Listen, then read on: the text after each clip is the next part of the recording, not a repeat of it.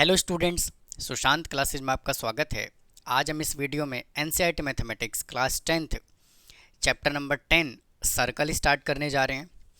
तो इस वीडियो में हम इस चैप्टर से रिलेटेड हम सर्कल के सभी टर्मिनोलॉजी को हम डिटेल में डिस्कस करेंगे। तो आइए टॉपिक स्टार्ट करते हैं। सर्कल। तो देखिए चैप्टर का नाम क्या है, सर्कल, यानी कि सर्कल होता क्या है। तो सर्कल में देखिए क्या कह रहा है कि circle is a collection of all points in a plane which are at constant distance from a fix point. तो आइए इसको समझते हैं कि सर्कल का डेफिनेशन क्या कहता है। मैं यहाँ पे एक पॉइंट कंसीडर कर लेता हूँ और यहाँ से लेकर के जो डिस्टेंस है ना वो क्या होना चाहिए, फिक्स। यानी कि मान लेता हूँ ये डिस्टेंस जो है वो कितना है, 2 सेंटीमीटर। मतलब कि सेंटर से जो डिस्टेंस होगा वो डिस्टेंस क्या होना चाहिए, फिक्स। तो देखिए एक पॉइंट ये आ गया, फिर से मैंने देखिए 2 सेंटीमीटर एक डिस्टेंस कंसीडर किया, वापस से 2 सेंटीमीटर का डिस्टेंस, वापस से देखिए एक डिस्टेंस, ये भी डिस्टेंस देखिए सेम है, ये भी डिस्टेंस देखिए सेम है, और ये भी डिस्टेंस क्या है, सेम है। जब आप इन सभी पॉइंट को ऐसे मिलाएंगे तो देखिए क्या बनेगा, एक ये सर्कल बनेगा कुछ इस तरह से। यानी कि कहने का मतलब क्या है कि यहाँ पे जो होगा वो इनफाइनाइटली बहुत सारे मैनी पॉइंट होंगे, इनफाइनाइटली मैनी पॉइंट। इन पॉइंट को जब आप ऐसे मिलाएंगे तो क्या बनेगा, सर्कल बनेगा। यानी क्या कह रहा है डेफिनेशन, वापस से डेफिनेशन पे चलते हैं। A circle is a collection of all point in a plane, यानी कि वो एक प्लेन में होना चाहिए, which are at constant distance from a fix point. यानी कि जो पॉइंट हमने यहाँ पे ये वाला पॉइंट जो कंसीडर किया है, ये पॉइंट क्या होना चाहिए, फिक्स, और यहाँ से लेकर के यहाँ तक का डिस्टेंस क्या होगा, सेम। और इन सभी पॉइंट को जब ज्वाइंट किया जाएगा तो क्या बनेगा, सर्कल बनेगा। तो उम्मीद है स्टूडेंट आपको सर्कल का डेफिनेशन समझ आया होगा कि सर्कल होता क्या है। और स्टूडेंट सर्कल का कोई भी कॉर्नर पॉइंट नहीं होता है, ये जो होता है वो एक राउंड शेप का होता है। मैंने देखिए यहाँ पे एक सर्कल जूम किया हुआ है, इसमें मैं एक सेंटर ओवर जूम कर लेता हूँ और यहाँ से लेकर के ये डिस्टेंस, ये डिस्टेंस, ये डिस्टेंस, ये डिस्टेंस, ये सभी के सभी डिस्टेंस जो है वो क्या होगा, सेम होगा। और यहाँ से लेकर के यहाँ तक के डिस्टेंस को हम क्या बोलते हैं, रेडियस। तो उम्मीद है फ्रेंड्स आपको सर्कल का डेफिनेशन समझ आया होगा। अब आइए सर्कल के कुछ टर्मिनोलॉजी के बारे में और बात करते हैं। अब आइए स्टूडेंट बात करते हैं relation between line and circle के बीच में क्या रिलेशन होता है। आइए इसको समझते हैं। सर्कल और लाइन के बीच में 3 रिलेशन पॉसिबल है, यानी कि there are 3 possibilities, there are 3 possibility. अब ये कौन कौन सी पॉसिबिलिटी है, आइए इसको डिस्कस करते हैं। देखिए ये सर्कल है और ये पी क्यू एक लाइन है, यानी कि सर्कल और लाइन के बीच में यहाँ पे कोई भी रिलेशन नहीं है। मतलब कहने का ये है कि सर्कल बिल्कुल अलग है और लाइन बिल्कुल अलग है, इनके बीच में कोई भी कांटेक्ट नहीं हो रहा। तो इस कंडीशन में हम क्या कहेंगे, there are no common point between line P Q and circle. और इस केस को हम क्या कहते हैं, non intersecting line with respect to circle. अब आइए सेकेंड केस की बात करते हैं। देखिए यहाँ पे जो है ये सर्कल है और सर्कल को एक लाइन जो है ना वो पी क्यू कट कर रहा है। और किस किस पॉइंट पे वो कट कर रहा है, एक तो वो देखिए बी पे कट कर रहा है और सेकंड जो है वो ए पे कट कर रहा है। इसका मतलब क्या है, जो पी क्यू लाइन है वो क्या कहलाएगा, सीकेंट लाइन, सीकेंट लाइन। यानी कहने का मतलब ये है कि पी क्यू जो लाइन है ना वो सर्कल को 2 पार्ट में डिस्ट्रीब्यूट कर रहा है। एक पार्ट तो देखिए ये वाला पार्ट डिस्ट्रीब्यूट कर रहा है, इस पार्ट में डिस्ट्रीब्यूट कर रहा है, यानी कि इस वाले पार्ट को हम क्या बोलते हैं, माइनर सेगमेंट। इसको हम क्या बोलते हैं, माइनर सेगमेंट। और एक जो है वो इस पार्ट में इसको डिस्ट्रीब्यूट कर रहा है, इस पार्ट को हम क्या बोलते हैं, मेजर सेगमेंट।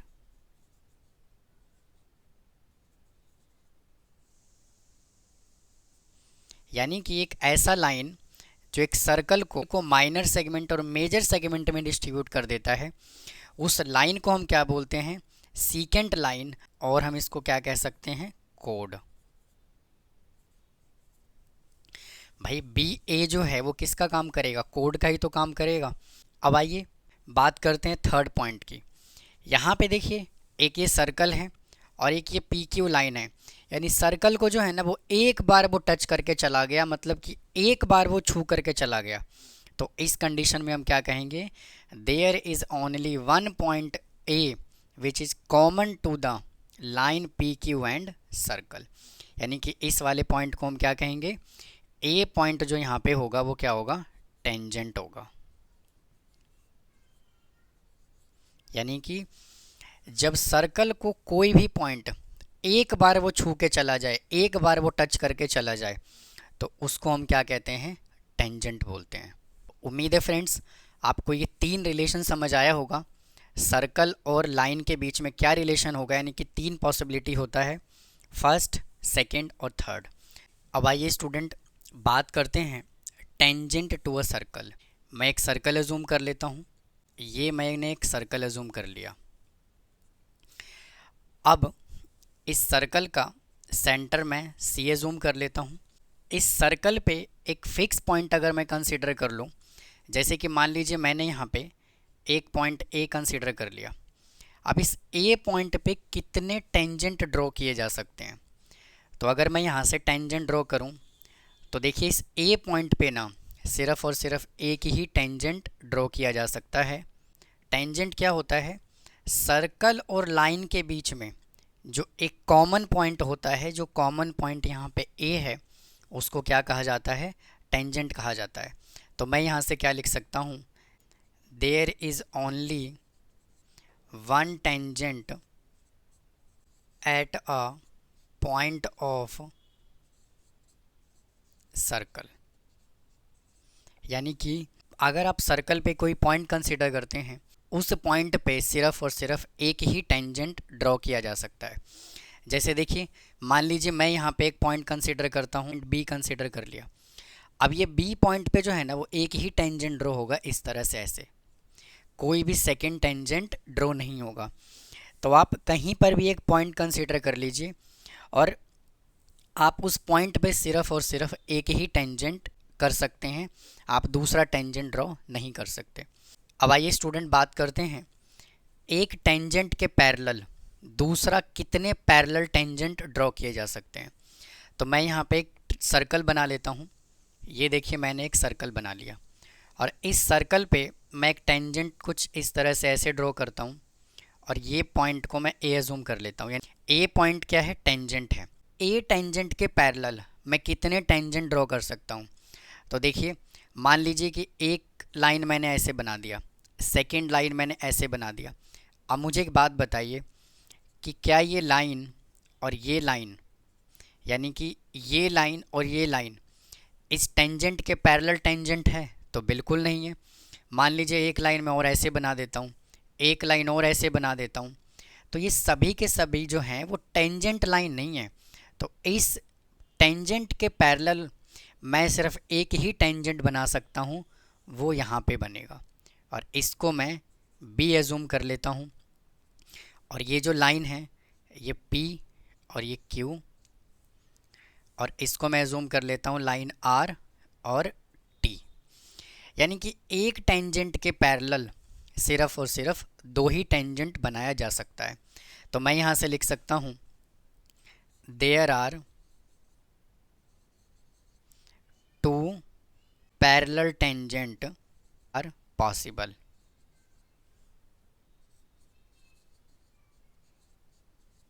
अब आइए स्टूडेंट बात करते हैं पॉइंट ऑफ कांटेक्ट क्या होता है। Point of contact.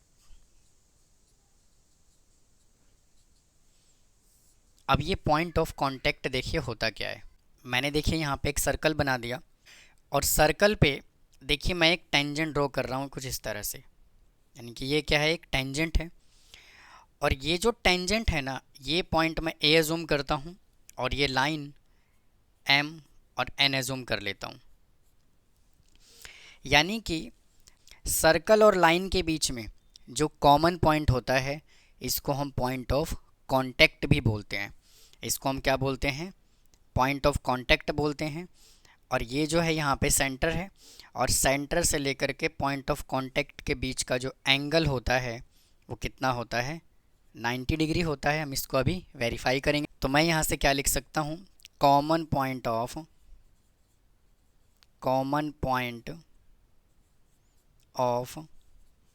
Tangent and circle, इसको क्या कहा जाता है?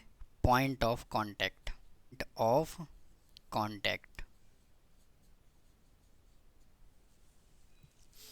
तो उम्मीद है फ्रेंड्स आपको यहाँ तक समझ आया होगा कि सर्कल होता क्या है, सर्कल और लाइन के बीच में क्या रिलेशन होता है। अब आइए स्टूडेंट बात करते हैं थ्योरम नंबर 10.1 क्या कहता है। कह रहा है कि the tangent at any point of a circle is perpendicular to the radius through the point of contact. यानी कि हमने सबसे पहले क्या किया, एक सर्कल बना लिया। सर्कल पे ये लाइन में यहाँ पे x और ये y मैंने जूम कर दिया, और इसका जो टेंजेंट है वो कहाँ पर है? टेंजेंट जो है वो पॉइंट P पर है। यानी कि OP जो होगा वो सर्कल का क्या होगा? रेडियस होगा। गिवन क्या क्या है? A circle with centre O and tangent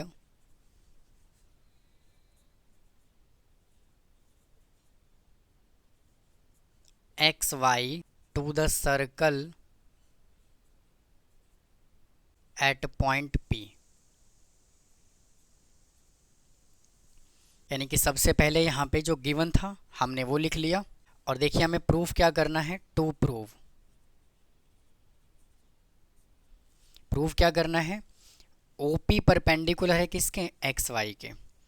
यानी कि OP परपेंडिकुलर टू XY। तो देखिए इसको प्रूफ करने के लिए हमें इसमें क्या करना पड़ेगा? एक कंस्ट्रक्शन करना होगा। मैं XY लाइन पे एक पॉइंट यहाँ पे मैं Q एज्यूम कर रहा हूँ, और फिर क्या करेंगे? O और Q को मिला देंगे। यानी कि इसको मैं ऐसे मिला रहा हूँ, और ये जो सर्कल पे जो ये पॉइंट आया है ना, इस पॉइंट को मैं R एज्यूम कर लेता हूँ। तो मैं यहाँ पे कंस्ट्रक्शन लिखूँगा। सबसे पहले कंस्ट्रक्शन, टेक अ पॉइंट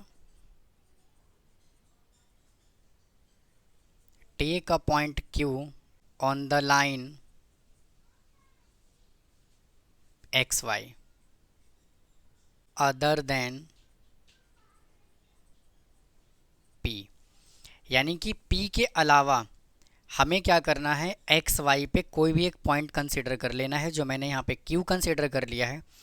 आप चाहें तो इधर भी कंसीडर कर सकते हैं, इधर भी कंसीडर कर सकते हैं, लेकिन जो आपको पॉइंट कंसीडर करना है वो X और Y लाइन पे ही कंसीडर करना है। अगर आपने ये XY लाइन, अगर ये फिगर आपने इसको ऐसे ना बना करके अगर इधर बनाया है या इधर बनाया है, तो X और Y लाइन पे ही पॉइंट को कंसीडर करेंगे जो इस P पॉइंट के अलावा होगा। अब लिखेंगे ज्वाइन OQ को हमने ज्वाइन कर लिया। अब देखिए प्रूफ।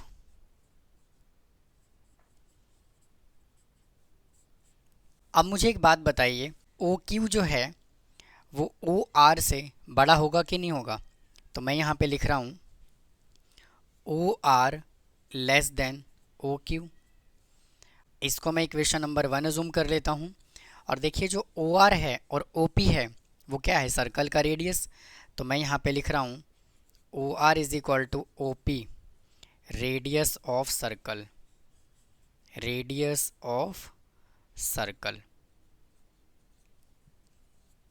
और इसको मैं इक्वेशन नंबर 2 एज्यूम कर लेता हूँ। यहाँ पे देखिए OR लेस देन OQ है, और यहाँ पे OR is equal to OP given है।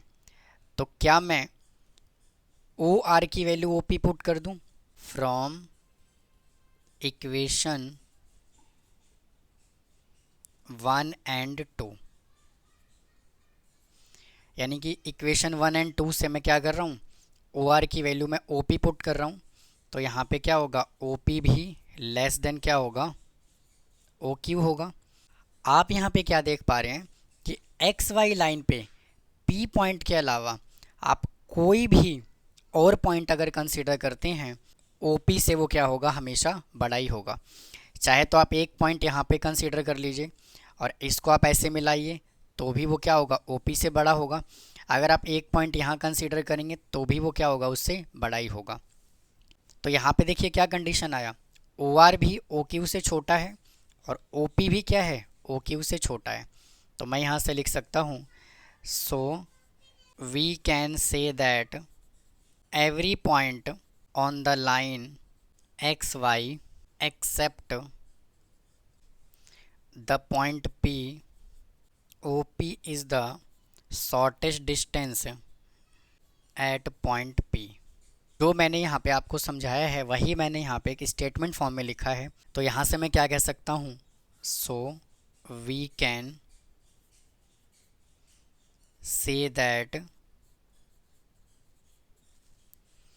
ओ P is perpendicular to X Y. तो यही हमें प्रूव करने के लिए उसने बोला हुआ था। उम्मीद है स्टूडेंट आपको थ्योरम 10.1 समझ आया होगा। अब आइए हम एक्सरसाइज 10.1 स्टार्ट करते हैं, देखिए क्या कह रहा है। अब आइए स्टूडेंट एक्सरसाइज 10.1 स्टार्ट करते हैं और क्वेश्चन नंबर 1 और 2 सॉल्व करेंगे। ये सभी के सभी क्वेश्चन जो हैं वो इंट्रोडक्शन के बेस पे ही हैं। तो आइए क्वेश्चन स्टार्ट करते हैं, देखिए क्या कहता है। फर्स्ट क्वेश्चन बोला हुआ है, how many tangent can a circle have, यानी कि एक सर्कल पे कितने टेंजेंट ड्रॉ किए जा सकते हैं। तो जैसे मान लीजिए मैं यहाँ पे एक सर्कल अज्यूम कर लेता हूँ। सर्कल पे देखिए एक टेंजेंट इधर से बनाया जा सकता है, ऐसे, इधर से ये, यानी कि एक सर्कल पे जो है वो इनफाइनाइटली मैनी टेंजेंट बनाया जा सकता है। तो इसका आंसर क्या आएगा, इनफाइनाइटली मैनी टेंजेंट।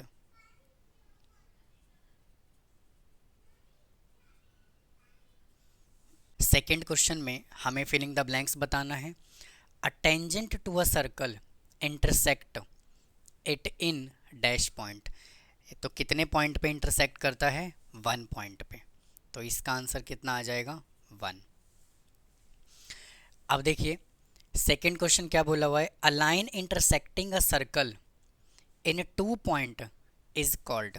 अभी अभी हमने क्या पढ़ा है कि एक सर्कल है और एक लाइन 2 पॉइंट पे इंटरसेक्ट कर रहा है, ए और ये बी। तो इसको हम क्या बोलते हैं, सीकेंट। अब देखिए थर्ड क्वेश्चन में क्या बोला हुआ है, a circle can have dash parallel tangent at the most, यानी कि एक सर्कल पे कितने पैरेलल टेंजेंट ड्रॉ किया जा सकता है। तो कितने टेंजेंट ड्रॉ किया जा सकता है, अभी अभी मैंने आपको बताया है। एक टेंजेंट लाइन ये है और सेकंड टेंजेंट लाइन ये है। तो इसमें कितने टेंजेंट ड्रॉ किए जा सकते हैं, मैक्सिमम 2। तो इसका आंसर कितना आ गया, 2 पैरेलल टेंजेंट ड्रॉ किया जा सकता है एक सर्कल पे। फोर्थ क्वेश्चन देखिए क्या बोला हुआ है, the common point of a tangent to a circle and the circle is called. तो क्या कहलाता है, point of contact. Point of contact. आइए इसको समझते हैं। देखिए यहाँ पे क्या है, एक सर्कल है और इस सर्कल पे एक टेंजेंट है। तो इस कॉमन पॉइंट को, सर्कल और लाइन के बीच में जो कॉमन पॉइंट ये वाला बनता है, इसको हम क्या कहते हैं, पॉइंट ऑफ कॉन्टैक्ट।